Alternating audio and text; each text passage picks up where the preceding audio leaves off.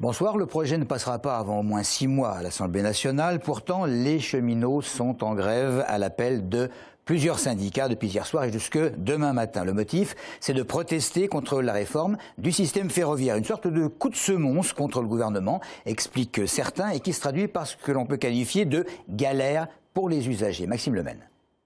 À l'origine de l'inquiétude des cheminots, la fusion entre la SNCF et Réseau Ferré de France qui doit intervenir à l'horizon 2015. À l'issue de cette fusion, 2 branches verront le jour, SNCF Réseau et SNCF Mobilité. Il n'y a aucune cohérence sociale dans ce projet de loi. Les cheminots sont inquiets par rapport à leur avenir, par rapport à la perte de leur statut, par rapport à la modification de leurs conditions de travail. Actuellement, c'est un avertissement à l'État et à la direction de la SNCF par rapport à ce projet de loi. Nous ne sommes pas contre une évolution et une loi pour le système ferroviaire, mais telle qu'elle est prévue actuellement dans les textes, elle ne nous convient pas du tout. Du côté de la SNCF, on affirme que ce projet permettra de moderniser le service public ferroviaire pour le rendre plus efficace et moins coûteux. Par ailleurs, l'entreprise affirme que le statut de cheminot sera maintenu, des propos qui ne semblent pas rassurer les salariés. Quoi qu'il en soit, la réforme ferroviaire sera débattue au Parlement après les municipales. Les cheminots ont confirmé qu'ils ne feraient pas grève durant la période de fête. Des problèmes de transport et une pollution en Île-de-France qui n'arrange absolument rien. 4e jour d'alerte maximum pour ce qui concerne la qualité de l'air, même s'il y a une légère amélioration par rapport à ce mercredi, donc hier. Épisode de pollution aux particules favorisé par un temps froid, sec et sans vent. Il est recommandé de réduire les activités physiques importantes en cas de toux, particulièrement sur les routes. Les vitesses autorisées ont été réduites à 20 km/h et de 20 km/h bien sûr. La police sur autoroute et nationale incite les chauffeurs de poids lourds à contourner la capitale. À la Poste, les centres de tri en grève. Le personnel proteste contre la fermeture de sites d'ici 2015. 2000 emplois seraient menacés au niveau national. Situation en Essonne avec Lucie Mizy. C'est dans les pics ou plateformes industrielles courrier qu'est trié chaque jour le courrier par département avant d'être redistribué.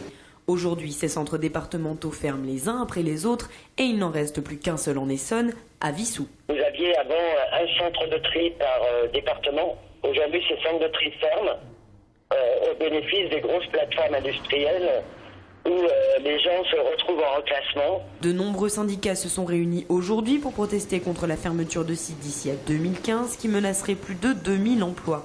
Ils prônent aussi une politique plus sociale et humaine, dénonçant les conditions de travail des postiers de pic. Une politique plus sociale et humaine, c'est une politique qui reconnaîtrait aussi la pénibilité du travail en pic, les particularités du travail en pic. Vous avez des agents qui sont quasi la totalité de leur temps sur des travaux, sur des tâches debout. Ces syndicats souhaitent être plus au courant de ces restructurations et voir évoluer les conditions de travail des salariés. Le nouveau PDG de la Poste, Philippe Val, en place depuis septembre 2013, annonçait ce matin le budget prévisionnel de l'année prochaine et prévoit déjà une mauvaise année 2014. La police à présent avec les syndicats essonniens pessimistes concernant les effectifs dans le département. Les conditions de travail se dégraderaient en fonction de la baisse des effectifs en question. La conséquence, selon ces syndicats, ce serait un accroissement du stress provoqué par un surcroît de travail pour pallier les absences. Cela dit, tous les commissariats ne se ressemblent pas. Le président de la République s'était engagé à poursuivre l'intervention armée en Centrafrique, où les soldats français cherchent à éviter que les vengeances sur place entre musulmans et chrétiens ne rendent la situation encore plus explosive. Rappelons que 2 jeunes soldats français ont été tués récemment dans des opérations de désarmement. Nous avons demandé à quelques Essonniens ce qu'ils pensaient de cette intervention française. Je pense que cette opération est très positive pour les pays d'Afrique. Pour l'instant, ça n'a pas l'air de fonctionner des masses, mais peut-être que dans un avenir proche. Que la France a beaucoup de moyens qui peuvent aider ces pays-là, je trouve ça assez utile et assez important. Il y a d'autres choses plus importantes en France dont on devrait s'occuper. C'est utile par rapport à ce qu'ils nous disent, mais après on ne sait pas c'est quoi les causes de cette guerre. Ça fait empirer la chose parce je pense qu'ils vont plutôt penser qu'ils veulent prendre leur territoire et non pas les protéger. Il y a beaucoup de sacrifices dans ce pays-là. Il faut qu'un pays développé, entre guillemets, agisse pour arrêter toute cette violence. Il devrait s'occuper d'ici en France pas les autres pays. Vu qu'on a perdu ces 2 soldats, c'est un peu dommage, mais ça reste la guerre. La guerre, c'est comme ça, il y a des dangers, il y a des risques, mais c'était vraiment un truc utile.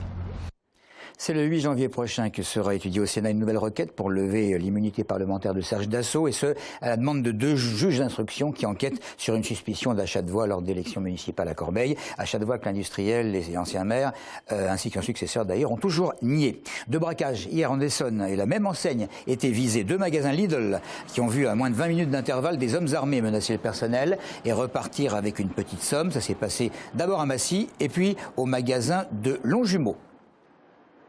Au tribunal d'Évry, c'est demain qu'est attendu le verdict des accusés d'un procès en appel de ce qu'on a appelé les tournantes de Fontenay, procès contre 8 hommes pour viol en réunion dans des cités du Val-de-Marne sur 2 adolescentes. Le parquet a requis des peines de 5 ans, dont 3 avec sursis, à 7 ans ferme contre les accusés en question. Une information communiquée il y a quelques secondes par le Parisien, il s'agit d'un poids lourd qui en début d'après-midi a percuté une dizaine de véhicules alors qu'il venait d'emprunter la nationale 445 à contresens. Ça s'est passé tout près de Grigny, il a fallu désincarcérer une automobiliste, on ne connaît pas son état, mais ce qui frappe en outre, c'est le fait que le chauffeur du poids lourd, choqué dans l'accident, a été sorti de son camion par 3 personnes qui l'auraient tabassé. Côté circulation, la nationale 445 qui traverse Grigny et Viry-Châtillon devrait être encore à cette heure fermée. Et on termine avec quelque chose de beaucoup plus sympathique. C'est ce soir que se produit Féloche à Paul Bayard, Massy Féloche, qui avait déjà, souvenez-vous-en, participé aux primeurs.